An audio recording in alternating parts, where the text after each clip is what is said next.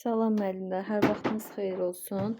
Bugünkü dərsimiz 6-cı sinifin 19-cu mövzusu olan insan həyatında qida məhsulları mövzusudur. Gəlirik, qida məhsulları nədir? İnsan həyatında nə kimi vacib amillərə sahibdir? Onları aydınlaşdırmağa.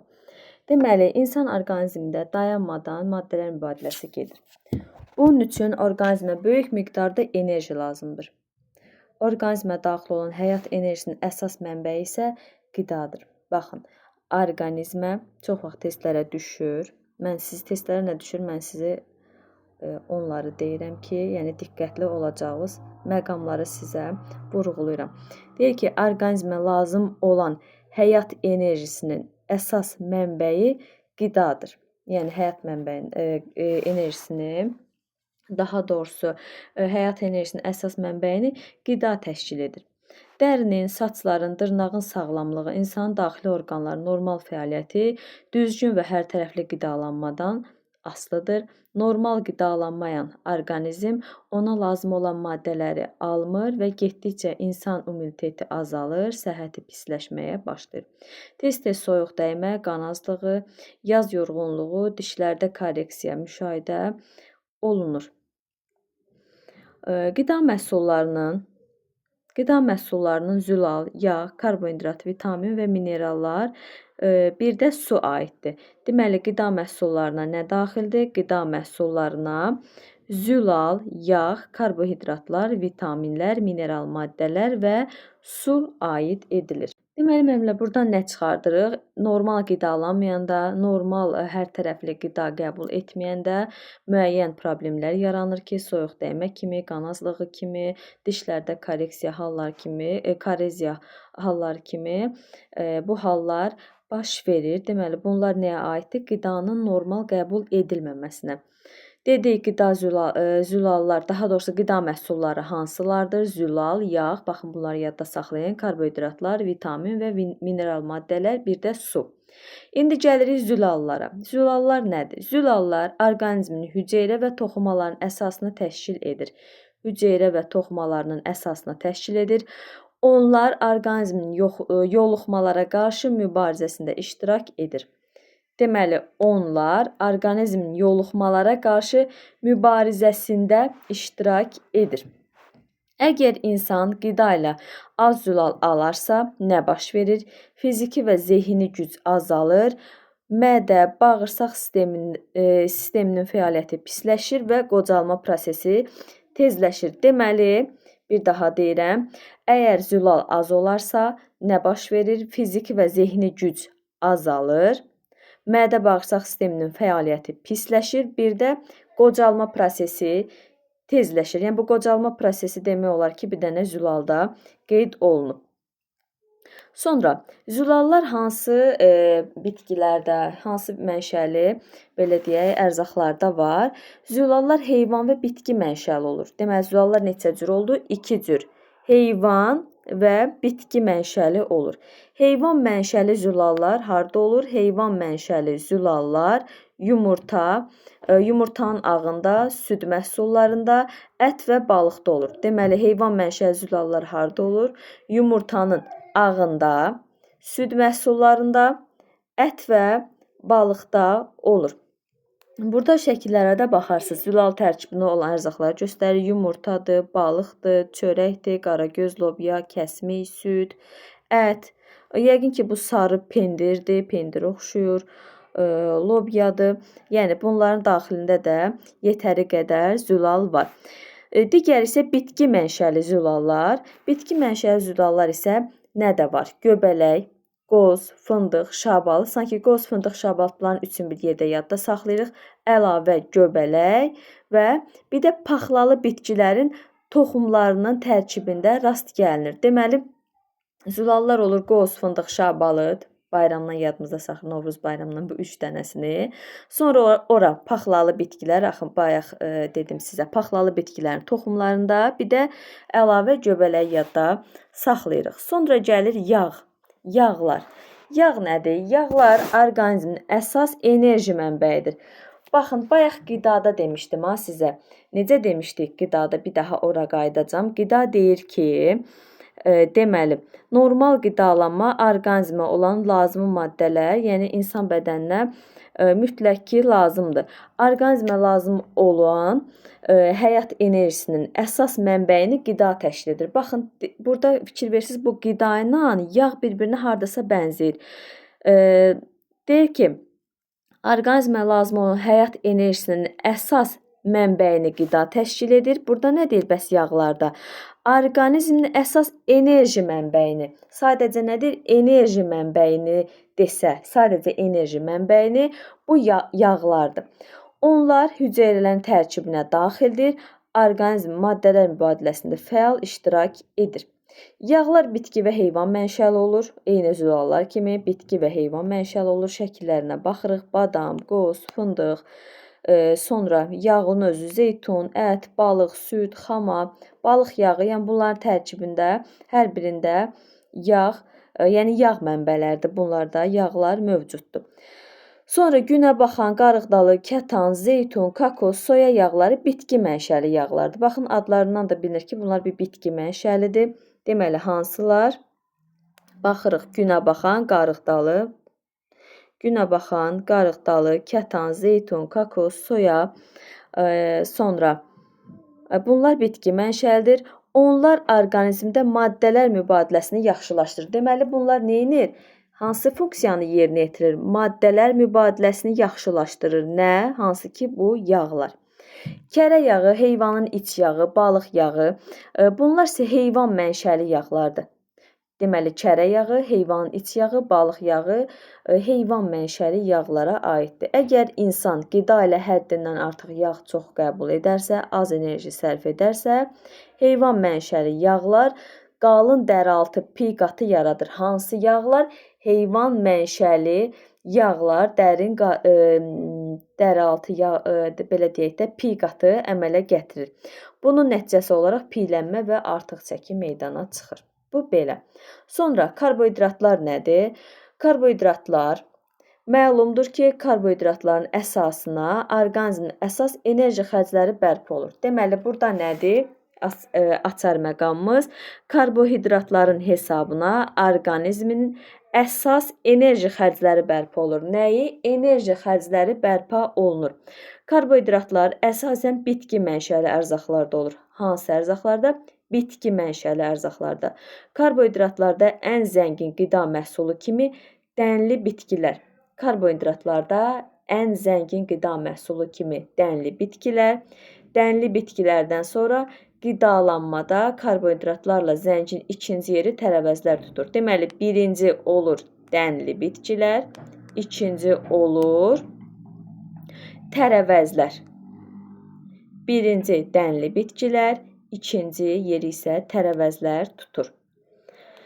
Sonra burada karbohidratla zəngin olan ərzaqları göstərir. Qarabaşaqdır, üzümdür, makaron, turp, kartof, kök, çörək, alma, sonra kələm, lobyadır burada. Sonra bu bilmədim nədir. Yəqin ki, yağa oxşuyur. Bilmədim bu nədir. Qənddir, bilmədim, anlamadım bu qabdakı nədir. Amma bu digərləri isə hər birini yadda saxlayarıq. Kartofdur. Bunlar karbohidratla zəngin məhsullardır. Bəs karbohidratlar çatışmayan zaman nə baş verir?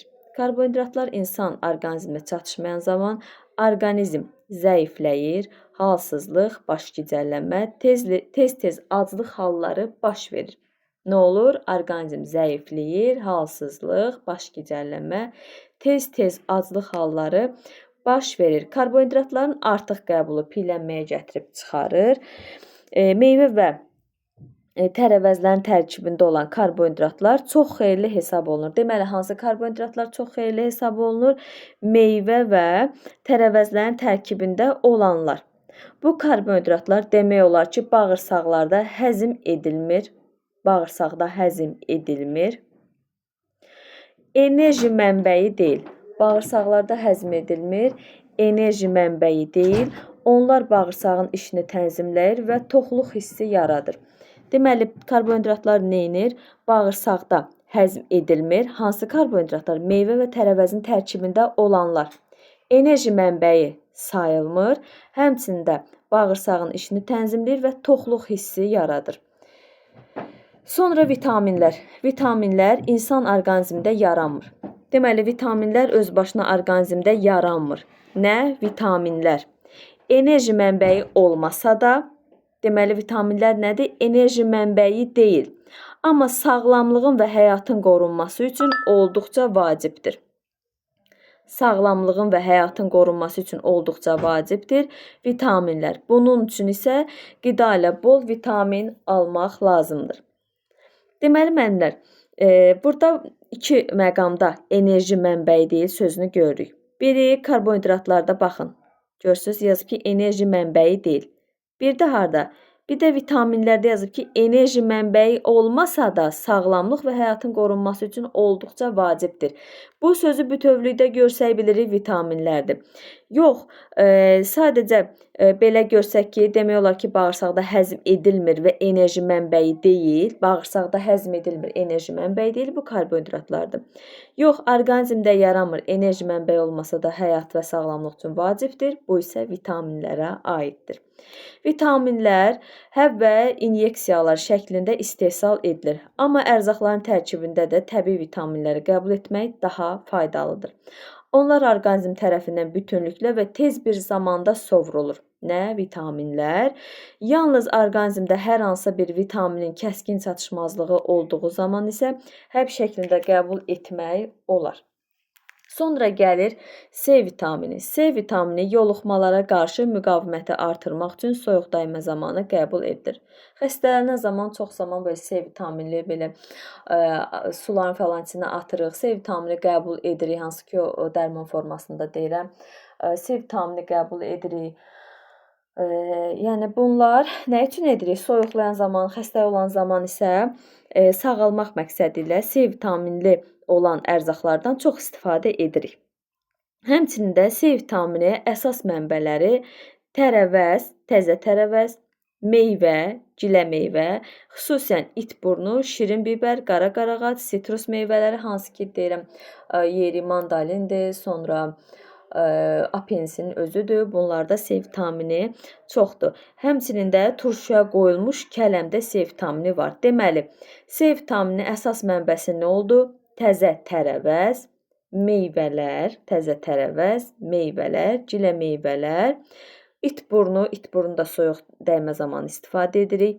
Əlavə burada nə var? Şirin bibər, sanki soyuq dəymədən kənarda olsa şirin bibəri bir əlavə kimi yadda saxlayırıq. Qara qarağat, bu da gilə meyvə kimidir. Sitrus meyvələri, meyvə dediksə ağlımıza avtomatik gəlir. Meyvə varsa sitrus meyvəsi də var. Sonra soyuq dəymə deyirsə burada itburnunu da götürə bilərik. Həmçinin də bir də turşuya qoyulmuş kələmdə də C vitamini ilə zəngindir. Sonra C vitamini mənbələrini göstərir şəkildə. Eyni bayaq sadaladığımız kimi burada limondur, sonra lobyadır yenə, pomidor, kartof, bibər, kələm, qarağat, itburnu, yəni bunlar soğanda var. Soğanda da bilir, sarımsaq və soğanda da C vitaminə zəngindir.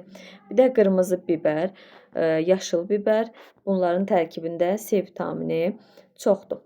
Sonra bilmək lazımdır ki, C vitamini hava və günəş işığının təsirində parçalanır. Deməli, C vitamini hava və günəş işığının təsirindən istidən asanlıqla parçalanır. Həmçinin uzun müddət saxlandıqda istifadə üçün yararsız olur C vitamini. A vitamini dərinin sağlamlığına artıq keçdik A vitamininə. A vitamini dərinin sağlamlığında böyük rolu var. O gözlərin selikli qişasının və görmənin bərpası üçün olduqca gərəklidir. A vitamini həmçinin orqanizmin yoluxmalara qarşı müqavimətini artırır, bir çox vacib həyati proseslərə təsir edir. Deməli, A vitamini dərin sağlamlığında böyük rol oynayır. İndi sizə nəyə görə bunu deyirəm? Yadda saxlayın bu hissəni. Yadda saxladıq. A vitamini dərinin sağlamlığında böyük rol oynayır. O gözlərin selikli qişasının və görmənin bərpası üçün olduqca gərəklidir. A vitamini həmçinin orqanizmin yoluxmalara qarşı müqavimətini artırır.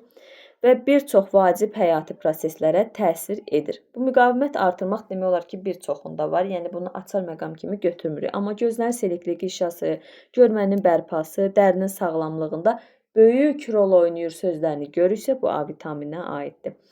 Bu vitamin xüsusən böyüyən orqanizm üçün vacibdir. Bu vitamin xüsusən böyüyən orqanizm üçün vacibdir. A vitamini çatışmamazlığı zamanı görmə qabiliyyəti korlanır, dəri qabıq verməyə başlayır. A vitamini bitki mənşəli ərzaqlarda olur. A vitamini hansı ərzaqlarda olur? Bitki mənşəli ərzaqlarda olur.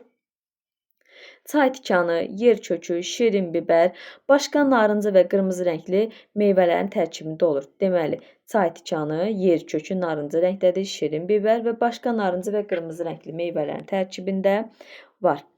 Tərəvəzlər bişirilərkən bu vitamin kifayət qədər yaxşı qalır. Tərəvəzlər bişirilərkən, yəni A vitaminli tərəvəzlər bişirilərkən kifayət qədər yaxşı qalır. Amma günəş şüalarının təsiri altında parçalanır.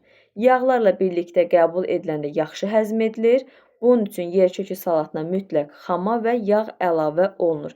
Deməli, C vitaminində nə demişdi? Demişdi, hava və günəşin işığı təsirindən asanlıqla parçalanır. Uzun müddət saxlanmaq, yəni istifadəyə yararsızdır. Bu C vitamindir. Amma burada deyir ki, bişirilərkən A vitaminində, tərəvəzlər bişirilərkən bu vitamin kifayət qədər yaxşı qalır. Deməli, bu istinin təsirindən parçalanmır. Bişirilərkən yaxşı qalır. Günəş şüalarının təsiri altında, amma parçalanır. Lakin bişirilən zaman isə öz belə keyfiyyətini saxlayır və yağlarla birlikdə qəbul ediləndə yaxşı həzm edilir. Bunu da yadda saxlayırıq. Bunun üçün də deyək ki, yer kökü salatına, yer kökünün tərkibində A vitamini var. Mütləq xama və yağ əlavə olunur. Yer kökü salatının mütləq xama və yağ əlavə edilir. Sonra burada da A vitaminli məhsulları göstərir. Baxın, narıncı rəngli, qırmızı rəngli.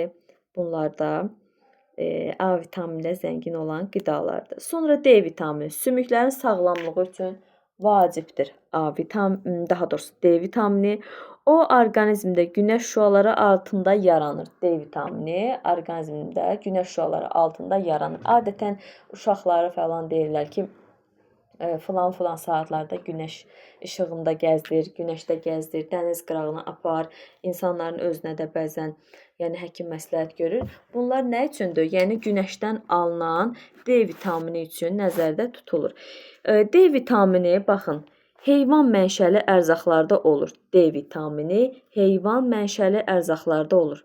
Yağlı balıq növləri, qaraciyər, kürü, yumurta, süd D vitamini ilə zəngin qidalar məhsuluna, yəni məhsulları bura daxildir. Deməli, heyvan mənşəli olur.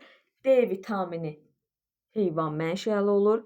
Balıq yağları növlərində, yağlı balıq növlərində, daha doğrusu yerini dəyişik dedim. Qaraciyərdə, görsə heyvan mənşəli olduğuna görə daha çox nədən heyvan mənşəli deyir? Balıq növləri, qaraciyər, kürü, yumurta və süd. Heyvan mənşəli olduğuna görə, yəni bu ərzaqların daxilində daha çoxdur D vitamini. Bəs E vitamini? E vitamini əzələnin möhkəmlənməsi, dərinin normal vəziyyəti üçün lazımdır. Biz A vitaminində nə demişdik? Dərinin sağlamlığında böyük rol oynayır deyiriksə, böyük rol oynayır deyiriksə A vitamini. Amma dərinin normal vəziyyəti üçün lazımdır, normal vəziyyəti üçün lazımdır deyiriksə, Y vitamini, normal vəziyyəti Y vitamini, böyük rol oynayır A vitamini. Onlar maddələr mübadiləsində iştirak edir, yağlar həzm olunmasına kömək edir. Nə? Y vitamini. Yeri yağların həzm olunmasına kömək edir. Y vitamini. Belə yadda saxlaya bilərik. Ən çox bitki mənşəli yağların tərkibində olur. Y vitamini. Ən çox bitki mənşəli yağların tərkibində olur. Ən çox bitki mənşəli yağların tərkibində olur. Bəs D isə heyvan mənşəli ərzaqlarda daha çox olur. Sonra B. B vitamini karbohidratların həzmini tənzimləyir. B qrup vitaminləri karbohidratların həzmini tənzimləyir. Qan damar, mədə, bağırsaq, sinir sisteminin işinə təsir edir. Deməli, qan damar, mədə, bağırsaq, sonra Karbohidratların həzmini tənzimləyir, sinir sisteminin işinə təsir edir. Bu nə oldu? B vitamini. Bir çox dənli və paxlalı bitkilərin tərkibində B qrup vitamini var. Hansında? Bir çox dənli və paxlalı bitkilərin tərkibində. Dənli və paxlalı bitkilərin tərkibində B qrup vitamini var. İstemal zamanı B qrup vitaminin 20-40% itir. Neçə faizi? 20-40% itir. Sonra PP vitamini mədə-bağırsaq orqanlarının fəaliyyətini tənzimləyir. Mədə-bağırsaq orqanlarının fəaliyyətini tənzimləyir. Xırda, baxın, xırda damarları genişləndirir. Hansı? P vitamini. Xırda damarları genişləndirir, mədə-bağırsaq fəaliyyətini tənzimləyir. PP vitaminin mənbəyi isə ət məhsulları və dənli bitkilərdir. Deməli, PP vitamini mənbələri nə oldu? Ət məhsulları və dənli bitkilər. Sonra müəllimlər, dondurulmuş ərzaqlarda PP vitamini yaxşı qalır. PP vitamini hansı ərzaqlarda yaxşı qalır? Dondurulmuş ərzaqlarda yaxşı qalır. İstemal zamanı isə onun 15-30% itir. Deməli, neçə faizi? 15-30% itir. Mineral maddələr sinir, qan damar, mədə-bağırsaq sisteminin işini təmin edir. Mineral maddələr sinir, belə olur. Sinir, qan damar, mədə-bağırsaq sisteminin işini təmin edir. Onlar həmçinin orqanizmin müqavimətini artırır. Orqanizm müqavimətini artırır və immuniteti yüksəldir. Deməli, bu hansına aid oldu? PP vitamininə. Burada isə B qrup vitamini göstərir, mənbələrini göstərir. Belə müəllimlər, bu dərsdə bu qədər.